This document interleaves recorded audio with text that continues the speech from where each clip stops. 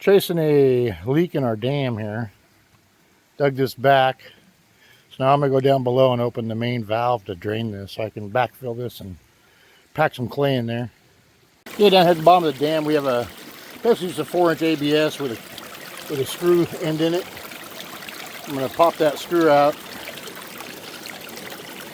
and drain the pond, at least try to drain the pond. I don't know if 4 inches pipe's going to be enough.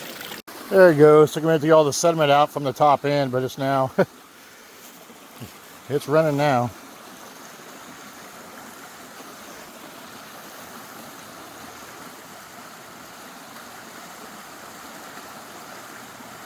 Basically that's that little pond. It's not that little, it's probably 35 feet across.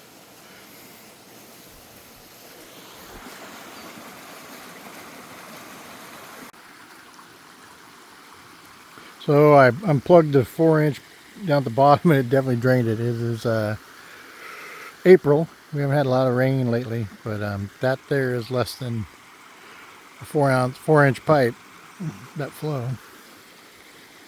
It drained it in no time at all, like maybe an hour.